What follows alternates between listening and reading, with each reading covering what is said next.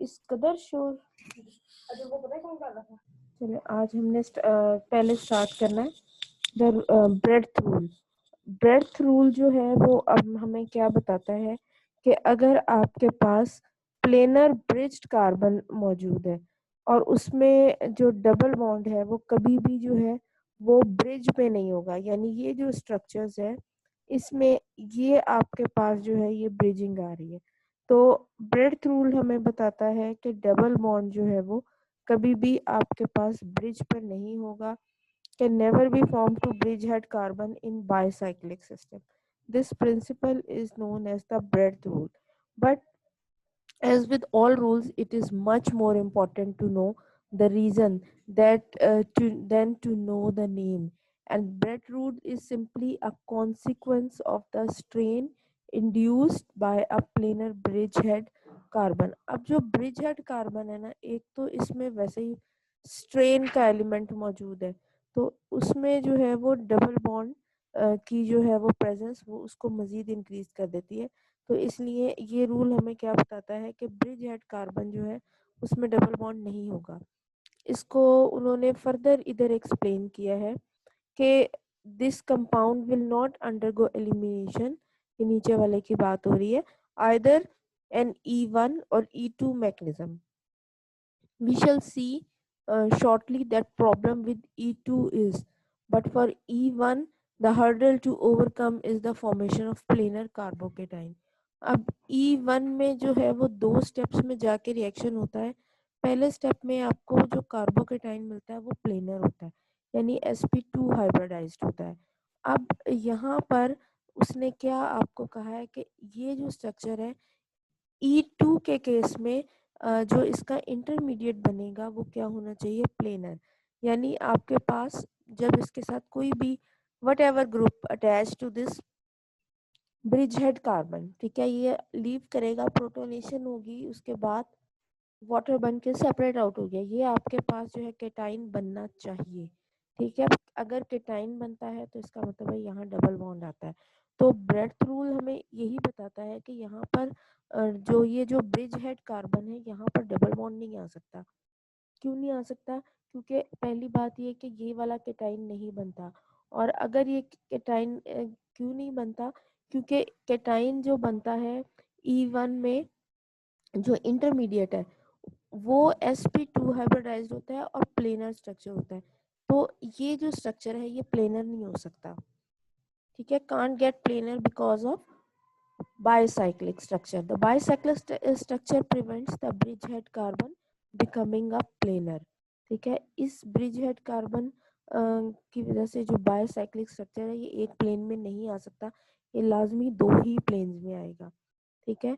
You could say that the non-planar structure forces the cation to be empty sp3 orbital, और हम क्या कह सकते हैं कि जो नॉन प्लेनर स्ट्रक्चर है वो sp3 हो सकता है बजाय इसके कि empty p ऑर्बिटल हो, ठीक है। sp3 में तो एक प्लेन में नहीं होता, टेट्राहीड्रल अगर ज्योमेट्री है तो जो है वो 3 डायमेंशनल स्ट्रक्चर होता है, एक प्लेन में नहीं आता, यानी 2 डायमेंशनल नहीं होता। अब आगे ये यही बात इन्होंने ब्रेड्थ रूल के नाम से एक्सप्लेन कर दी है, ये स्ट्रक्चर आपका इसको एक्सप्लेन करने के लिए सफिशिएंट है। उसके बाद आ जाता है रोल ऑफ लिविंग ग्रुप के, लिविंग ग्रुप जो है उसका क्या किरदार है किसी भी जो E1 या E2 रिएक्शन चल रहा है उसके मैकेनिज्म में, कि रिएक्शन को किस डायरेक्शन में जाएगा, वेदर E1 और E2, इसमें लिविंग ग्रुप का पार्टिसिपेशन कर रहा है। अब वो कहता है कि we haven't yet been any very adventurous with our choice of living group for elimination. All you have seen so far are the E2 from alkyl halide and E1 from protonated alcohol, ठीक है। आपने E2 जो है वो alkyl halide के case में देखा और E1 जो है प्रोटोनेटेड अल्कोहल्स ने फॉलो किया। This is deliberate, the vast majority of two classes of elimination use one of these two types of starting material. Since living group is involved in the rate determining step of both E1 and E2, very important thing कि दोनों में ही involve हो रहा है rate determining में। तो in general any good leaving group will lead to a fast elimination. अगर अच्छा लिविंग ग्रुप होगा तो जल्दी से छोड़ जाएगा और उसके बाद जो है एलिमिनेशन प्रोसेस स्पीड अप हो जाएगा। तो एलिमिनेशन को स्पीड अप करने के लिए जो है वो a good leaving group that is required. You may for example see amines acting as the leaving group in elimination of quaternary ammonium salts. अब आप किस तरह से अमाइंस को देखते हैं क्वाटर्नरी अमोनियम सॉल्ट्स की जो है वो एलिमिनेशंस में।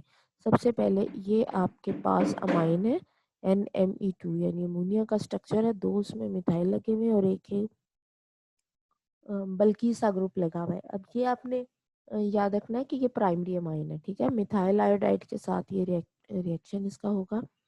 तो यहाँ पर आकर जो है वो आयोडो ग्रुप नाइट्रोजन के साथ अटैच हो जाता है। जब आयोडो ग्रुप आकर इधर अटैच होगा तो नाइट्रोजन की वैलेंसी 4 हो जाएगी और उसके ऊपर पॉजिटिव चार्ज होगा और आपको उसके उसको कंपनसेट करने के लिए, बल्कि सॉरी तीन मिथाइल एक मिथाइल ग्रुप आकर लगा है।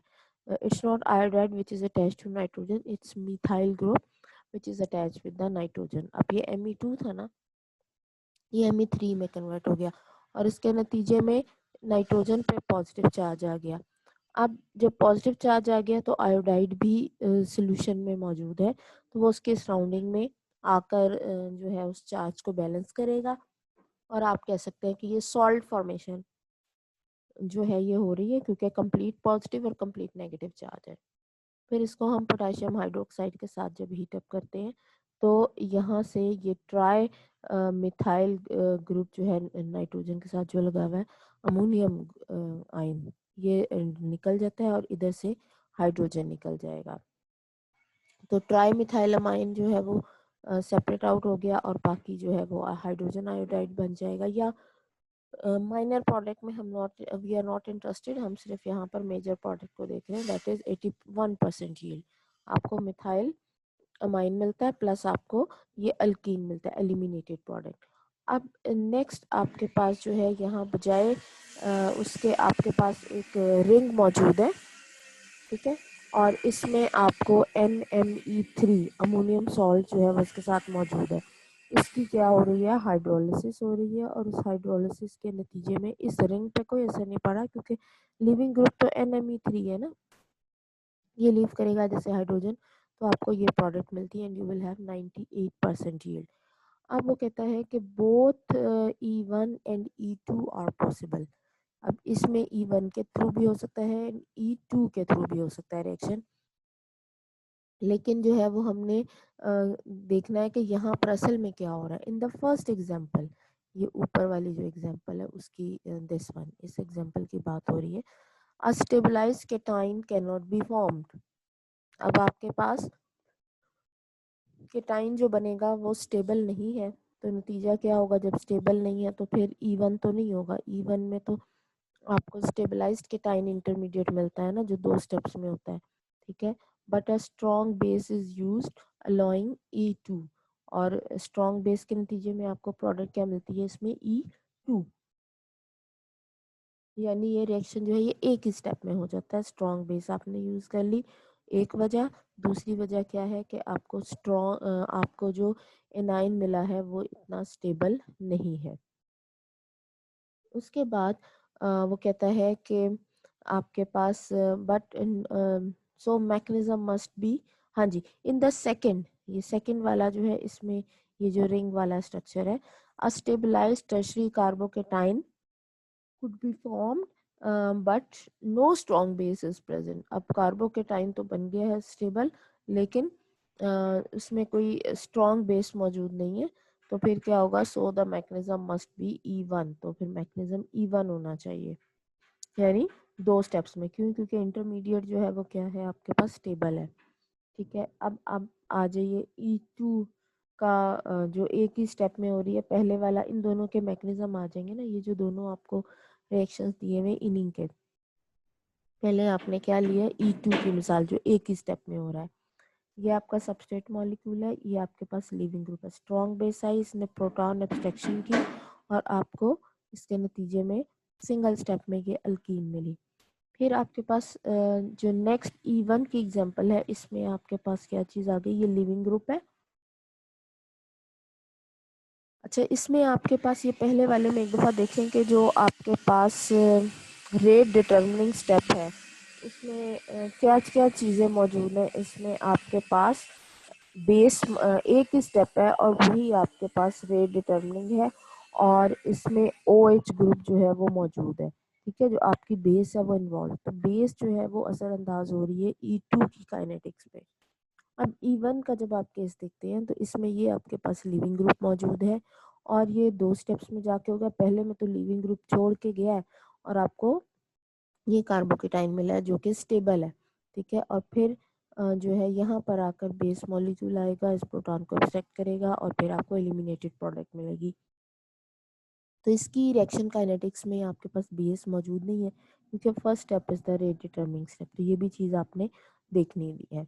You have just seen that hydroxyl group can be turn into good leaving group in acids. अब कहता है कि एसिड्स में हो सकता है कि OH जो है बहुत अच्छा लिविंग ग्रुप हो, but this is only useful for substrate that can react by E1। लेकिन कहाँ पर ये चीज़ इंपॉर्टेंट है, जो E1 के थ्रू जा रहे हैं। The hydroxyl group is never a living group in E2।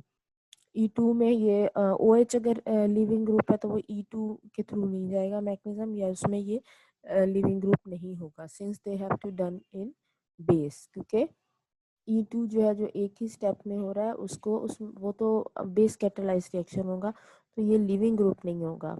ठीक है, तो OH इज, ये अब आपने जो इसमें इम्पोर्टेंट पॉइंट याद रखना है कि OH is never a living group in an E2 reaction, कि E2 के अंदर OH जो है वो लिविंग ग्रुप नहीं होगा। For primary and secondary alcohols the hydroxyl is best made into leaving group. Primary और सेकेंडरी में जो है OH अच्छा लिविंग ग्रुप है, but by sulfonation with toluene, para-toluene sulfonyl chloride, or methane sulfonyl chloride, इसमें जो है ये आपके पास एज अ बेस यूज हो रहे हैं। तो toluene sulphonate ester can be made from alcohol. Alcohol की हम स्टेरिफिकेशन करके टोल्यूइन सल्फोनेट एस्टर बना लेते हैं। अब ये आपके पास जो स्ट्रक्चर है ये किसका है, टोल्यूइन पैरा सल्फोनाइल क्लोराइड, ये टोसाइल क्लोराइड भी हम जिसको कहते हैं, ये हम डिस्कस पहले भी कर चुके हैं।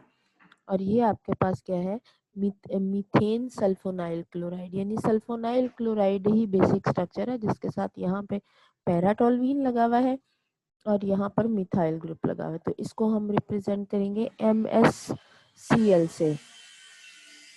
टोल्वीन सल्फोनेट एस्टर्स या टोसाइलेट, ये वाला, अगर यहाँ इसका जो एस्टर है, ठीक है, that can made from alcohol, alcohol के साथ रिएक्शन करके मिलेंगे। You never already met tosylate in, you have already met, ये हमने कर लिया हुआ है, चैप्टर 17 में हमने देखा था। Because they are good electrophiles for substitution reaction with non basic electrophiles. और ये हमने उस चैप्टर में क्या चीज़ देखी थी कि अच्छे इलेक्ट्रोफाइल्स हैं सब्स्टिट्यूशन रिएक्शन के लिए नॉन बेसिक न्यूक्लियोफाइल्स के साथ, with strong base such as tertiary potassium butoxide or sodium ethoxide DBU or DBN.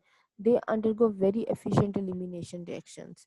Here are two example. अब आपके पास जो आपने इसमें से याद करनी है वो क्या करनी है, आपने एक तो ये आपको पता होना चाहिए कि ये आपके पास जो बेस है और इसका ये इनकी स्ट्रेंथ का पता होना चाहिए और ये एस्टर किस तरह से बना रही है। दूसरा E2 जब आप टोसाइलेट का जो E2 एलिमिनेशन है वो किस तरह होगी। अब ये आपके पास ये पूरा टोसाइलेट ग्रुप लगा हुआ है यहाँ पर, ठीक है। तो टर्शरी पोटेशियम ब्यूटॉक्साइड जो है ये प्रोटॉन एब्स्ट्रैक्शन करेगा और टोसाइलेट ग्रुप को रिमूव करेगा, और E2 क्योंकि ये स्ट्रॉन्ग बेस है और जो है स्ट्रॉन्ग बेस इसको E2 जो है उसको फेवर कर रहे हैं, बआसानी जो है वो आपके पास इसका अटैक होगा और आपको ये प्रोडक्ट मिल जाएगी आफ्टर एलिमिनेशन। यहाँ पर भी आपके पास स्ट्रॉन्ग बेस DBU यूज़ की गई है और टोसाइल ग्रुप रिमूव हुआ है और आपको जो फाइनल प्रोडक्ट मिली है वो अल्कीन मिली है। मीथेन सल्फोनाइल क्लोराइड में be a new reagent to you.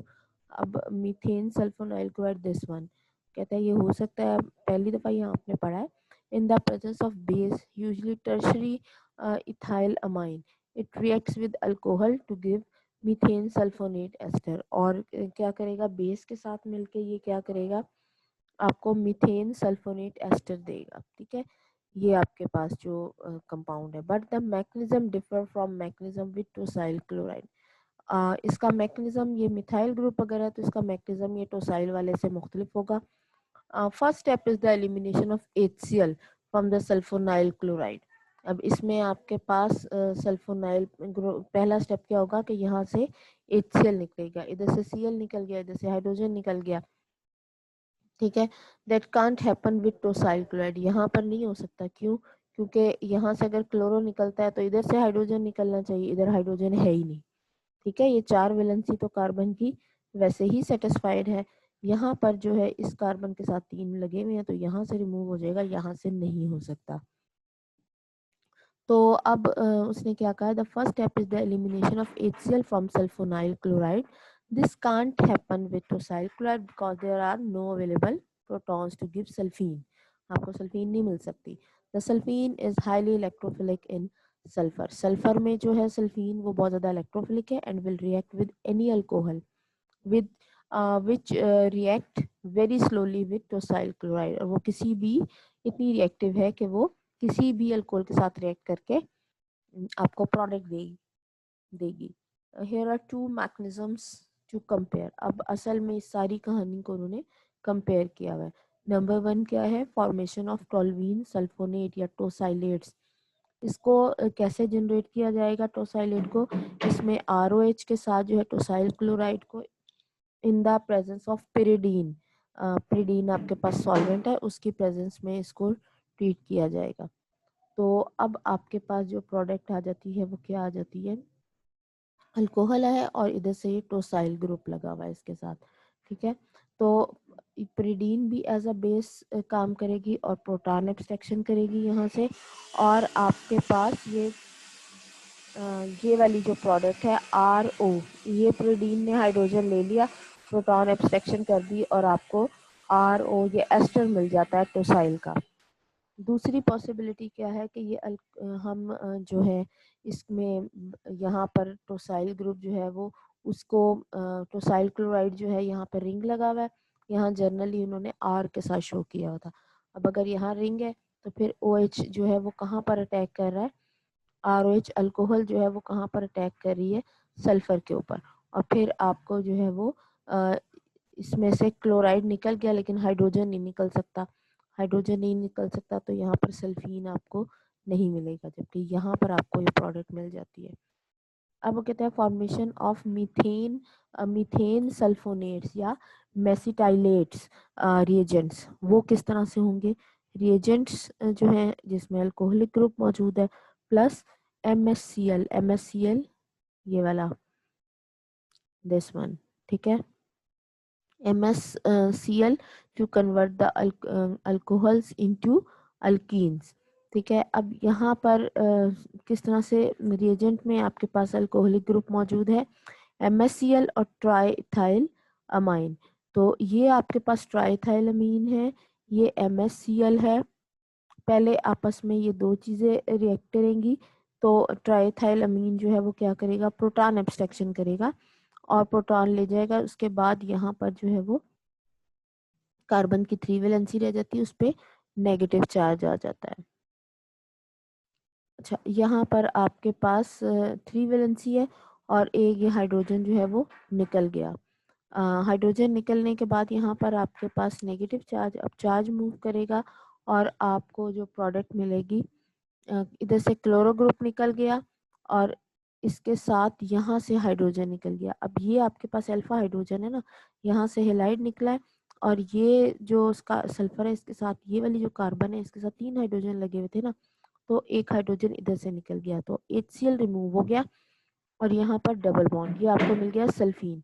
सल्फीन किस तरह से मिला, ट्राई मिथाइल, ट्राइथाइल अमीन और MS Cl के साथ, ठीक है। अब हमारे पास और क्या चीज मौजूद है, इन दोनों का क्या पर्पज है कि इन्होंने सल्फीन जनरेट की, ठीक है। अब ROH या अल्कोहल मौजूद है, वो आकर इस सल्फर पर अटैक करेगा और फिर आपके पास ये इस तरह से उसके साथ अटैच हो जाएगा और फिर यहाँ पर जो है वो ROMS, ठीक है। ये हाइड्रोजन इधर शिफ्ट हो जाएगा और आपको यहाँ जो है वो आपके पास RO और यहाँ CH3 बन जाएगा और ये आपके पास ग्रुप आ जाता है MS ग्रुप जो है वो ये वाला, दिस वन, ठीक है। यहाँ मिथाइल ग्रुप है और दो सल्फर के साथ दो ऑक्सीजन है। तो यहाँ पर CH2 जो है ये यहाँ से प्रोटॉन लेके प्रोटॉन शिफ्ट के नतीजे में ये CH3 में कन्वर्ट हो जाएगा और इस पूरे को हमने क्या नाम दे दिया, इस पूरे को MS का नाम दे दिया, ठीक है। और इसके साथ आपको इसका एस्टर मिल गया। तो इसमें उन्होंने सिर्फ बताया ये है कि सल्फीन की फॉर्मेशन होगी जो कि टोसाइलेट ग्रुप अगर लगा हुआ है, टोसाइल क्लोराइड, वहाँ सल्फीन की फॉर्मेशन नहीं होती और अगर सल्फीन फॉर्मेशन नहीं होती तो फिर हमें ये इसका रेस्पेक्टिव एस्टर नहीं मिलेगा, ठीक है। मिथाइल सल्फोनेट एस्टर और mesylate can be eliminated by DBU और DBN। अब इनको ये जो आपके पास मिथाइल सल्फोनाइल एस्टर्स हैं, दीज आर, इनको आप जो है वो कैसे रिमूव कर सकते हैं DBU और DBN के नतीजे में। तो लेकिन वो कहता है कि but a good way of using MsCl to convert alcohol to alkene is to do the mesitylation and elimination step with one go using the same base, triethyl amine। एक ही बेस यूज करके भी आप इसको कर सकते हैं। Here are two examples making biologically more important molecule। अब ये असल में इन्होंने इसी रिएक्शन को एक्सप्लेन किया हुआ है, ठीक है। तो DBU to give a synthetic analogue of uracil. अब आप ये नेक्स्ट वाला जो स्ट्रक्चर है इसको देखिए, ये आपके पास जो है वो पॉसिबल क्या है, लिविंग ग्रुप है। तो आप ये आपका सबस्ट्रेट मॉलिक्यूल है जिसमें हाइड्रोक्सिल ग्रुप लगा हुआ है और ये आपके पास जो है वो क्या है, लिविंग ग्रुप। अब इसके ऊपर किसका अटैक हो रहा है, मेसिटाइल क्लोराइड का in the presence of triethyl amine, बिल्कुल पैरेलल टू दिस रिएक्शन, ये जो ऊपर दिया हुआ है, ठीक है। कि पहले स्टेप में यही कुछ होगा जो यहाँ हुआ है कि ट्राइथाइलमीन जो है वो इसके साथ रिएक्ट करेगा मिसाइल क्लोराइड से और आपको सल्फीन तक प्रोडक्ट मिल जाएगी। अच्छा, उसके बाद जो है सल्फीन तक प्रोडक्ट आ जाएगी और उसके बाद जो है यहाँ पर किसका अटैक हुआ था, इसके ऊपर अब ROH का, ठीक है। तो यहाँ पर जो आपके पास सिचुएशन है, ROH का अटैक नहीं होगा बल्कि यहाँ पर जो है वो अटैक किसका हो रहा है, यहाँ ये आपका एज इट इज मॉलिक्यूल है तो ये MsO, ये आपके पास जो है वो ग्रुप है जिसका यहाँ पर अटैक होगा और आपको फाइनल प्रोडक्ट। बेटा ये जिसने लाइन लगाई इसको रेज कर दीजिए। अच्छा, अब नेक्स्ट स्टेप में इसको जो है वो किसके साथ, ये OMS क्या चीज़ है, ये आपके पास ये जो है पूरे का पूरा ग्रुप ऑक्सीजन के थ्रू जो है ये जैसे यहाँ पर अटैच्ड है R के साथ, तो ये OMS ये वाली चीज़ जो है ये इसके पैरेलल जा रही है, ठीक। R ग्रुप जो है यहाँ पर वो ये पूरे का पूरा यहाँ तक वही चीज़ है जो ऊपर हो रही है। अब अगले स्टेप में इसको हमने अलग करना था ना, तो यहाँ पर यही बताया गया था किस तरह अलग कर सकते हैं, DBU या DBN के थ्रू, ठीक है। तो जब DBU के साथ आपने किया तो हमने OMS जो है वो एज अ लिविंग ग्रुप किया। अब ये लिविंग ग्रुप गया तो इसके साथ कंजेक्टिव कार्बन ये है, यहाँ पर अल्फा हाइड्रोजन मौजूद है क्योंकि 3 वैलेंसी है ना, तो एक वैलेंसी डेफिनेटली हाइड्रोजन की होगी। तो यहाँ से हाइड्रोजन निकला और यहाँ से OMS ग्रुप निकला और ये निकलवाया किसने, किस तरह से ये लिविंग ग्रुप इसको लीव करके गया इन द प्रेजेंस ऑफ DBU। जब ये दो कंजेक्टिव कार्बन से ग्रुप्स रिलीज हुए तो जो आपको प्रोडक्ट मिलती है वो अल्कीन मिलती है, ये प्रोडक्ट मिली। और नेक्स्ट उन्होंने क्या बताया हुआ है कि ये वाला जो आपके पास अगर स्ट्रक्चर है, ये इस ग्रुप के बजाय ये R की इन्होंने वैल्यू चेंज कर दी है। R यानी आपने पास यहाँ पर जो है वो आर आपको उन्होंने जर्नल दिया हुआ है, ठीक है, आर की वैल्यू नहीं दी हुई कि आर असल में क्या ग्रुप है। यहाँ उन्होंने आपको ये पूरे का पूरा अल्कोहल आर की फॉर्म में इस तरह से दिया हुआ है।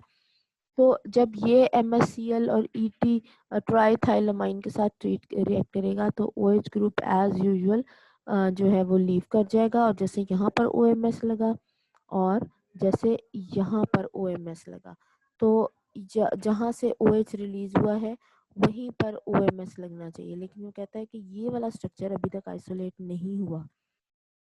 फिर आपने अगले स्टेप में इसको MSCl और ट्राईथाइल अमीन के साथ दोबारा ट्रीट करना है। अब यहाँ पर DBU वगैरह के साथ नहीं हमने ट्रीट किया क्योंकि बना ही नहीं है, आइसोलेट ही नहीं हुआ। जब आइसोलेट नहीं हुआ तो फिर आप इसको अलग कैसे कर सकते हैं।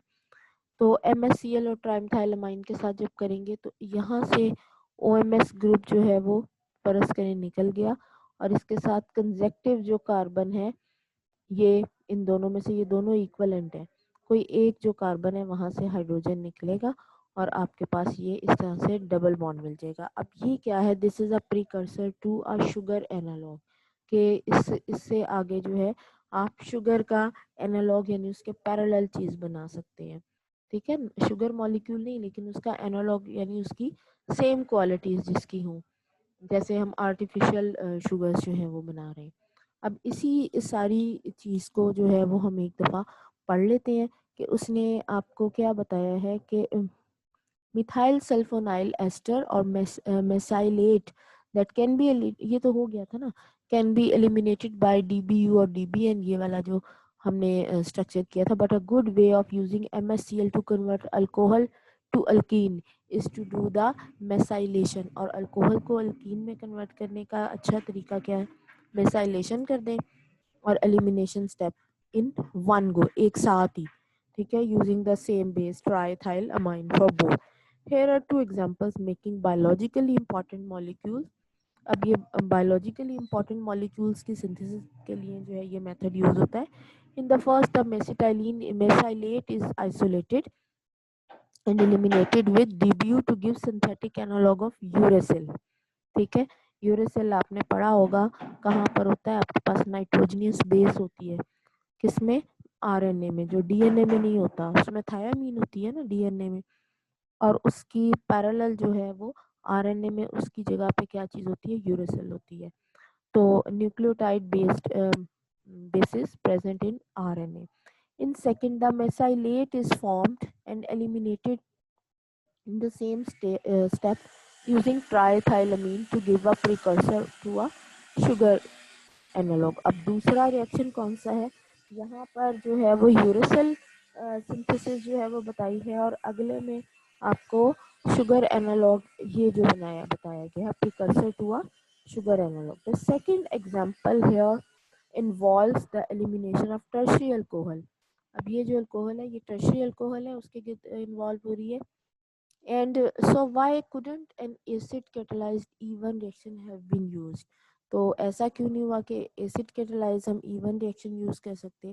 The problem here nicely solved by the use of mesylate is that the molecule contain an acid sensitive acetyl functional group। और ये मसला किस तरह से हल किया गया है कि जो मॉलिक्यूल है उसके अंदर एक acetyl sensitive functional group मौजूद है, and acid catalyzed reaction would also have risked the eliminated methanol from the other tertiary center। अब एसिड कैटालाइज से हमें क्या मिल सकता था, पॉसिबली हमें मेथनॉल मिल सकता था, तो उसकी सिंथेसिस हमें नहीं चाहिए, तो इसलिए हमने बेस कैटालाइज रिएक्शन ही यूज किया है, एसिड कैटालाइज यूज नहीं किया, ठीक है। उसके बाद आपके पास नेक्स्ट आ जाता है कि even reactions can be stereo selective. अच्छा, ये जो ऊपर वाले हैं ना इसकी आप इक्वेशंस कर लें और आपने इसके मेन पॉइंट्स बनाने हैं, ठीक है। इसके मेन पॉइंट्स बना के आपने यानी आपने इसका कंपैरिजन जो है ना वो बनाना है कि कौन सी कंडीशंस होंगी तो E1 होगा और कौन सी कंडीशंस होंगी तो E2 होगा, और किस ग्रुप का क्या इफेक्ट है, ये एक टेबल की फॉर्म में बना के तो आप व्हाट्सएप ग्रुप में आज मेरे साथ शेयर कीजिएगा ताकि मैं देखूं कि आपने इसको परसू किया है कि नहीं किया, ठीक है। ये अभी तक हमने इस तरह से जो पढ़े हैं ना ये वाला टॉपिक प्रीवियसली,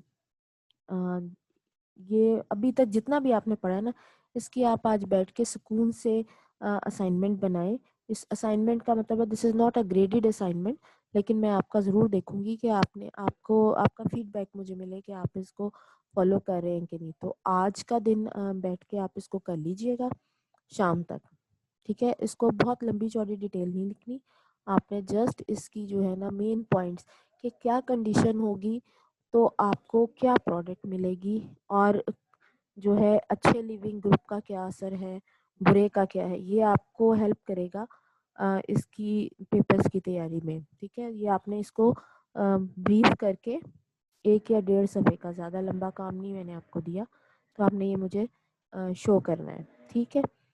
अब E1 can be stereo selective, ठीक है। अब स्टीरियो सिलेक्टिव E1 किसके बारे में, टू स्टेप्स वाले के लिए हम कहते हैं कि उसमें जो है आपका मेन चीज़ इन्वॉल्व है कि जो आपका इंटरमीडिएट बनता है उसको स्टेबल होना चाहिए, और उसमें जो बेस है वो क्या होनी चाहिए, वो स्मॉल साइज की होनी चाहिए ताकि वो पेनिट्रेट करके कार्बन तक घुस के वहां तक पहुंच जाए, ठीक है।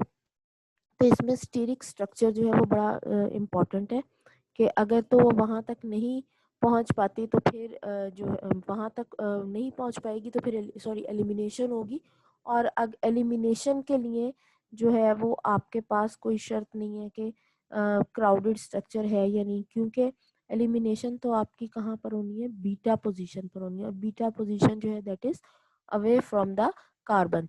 तो इसमें आपके लिए क्या चीज़ इम्पोर्टेंट है, इसमें आपको बहुत ज़्यादा जो है क्राउडेड मॉलिक्यूल, उससे कोई फ़र्क नहीं पड़ेगा, अगर बीटा हाइड्रोजन इजीली अप्रोचेबल है तो वहाँ पर आकर अटैक हो जाता है। तो कहता है for some eliminations only one product is possible, कुछ में सिर्फ एक ही प्रोडक्ट मिलती है। For others they may be a choice of 2 or more alkene products that differ in location or the stereochemistry of the double bond, ठीक है।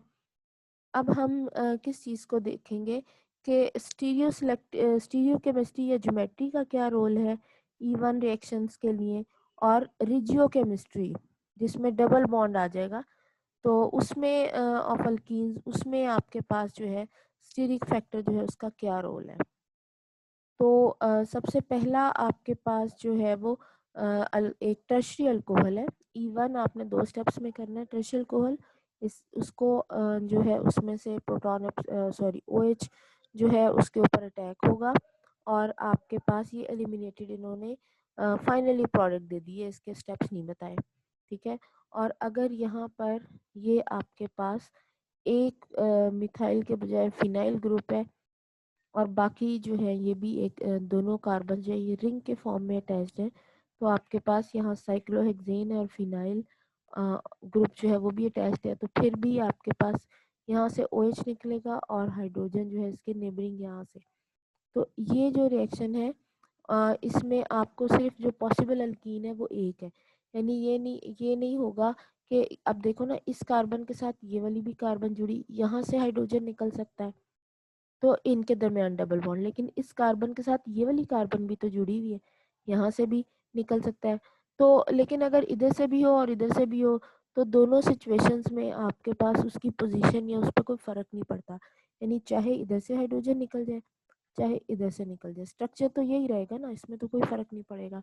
Numbering आपने उधर से ही शुरू करनी है जहाँ ज़्यादा ग्रुप्स हैं, तो स्ट्रक्चर जो है एक ही प्रोडक्ट मिलेगी, चाहे इधर से प्रोटॉन निकल जाए चाहे इधर से निकल जाए, ठीक है। तो आपको ओनली वन अल्कीन जो है वो मिलेगी। उसके बाद नेक्स्ट जो 2 regio isomers alkyne possible, 2 possibilities क्या है, यहाँ पर आपके पास से हाइड्रोजन हाइड्रोक्सिल निकला, अब इस कार्बन के नेबरिंग एक ये है और इसके नेबरिंग एक ये है, ठीक है। यहाँ पर फिनाइल ग्रुप था लेकिन यहाँ हाइड्रोजन कोई नहीं थी, तो यहाँ से अगर निकलता है तो आपको ये प्रोडक्ट मिलती है, और अगर जो है वो ये जो ब्रांच लगी है ये भी तो इसके साथ ही अटैच्ड है ना, यहाँ और यहाँ तो एक ही प्रोडक्ट होगी, लेकिन ये ब्रांच जो है यहाँ से अगर हाइड्रोजन निकलता है तो आपको 2 प्रोडक्ट्स मिलती हैं, तो ये एक दूसरे के क्या है, रेजियो आइसोमर्स। तो यहाँ तक आपने आज करना है। कल मैं आपसे इनकमिंग वीक आपका पहले टेस्ट है एंड देन इंशाल्लाह we will discuss this and now I unmute you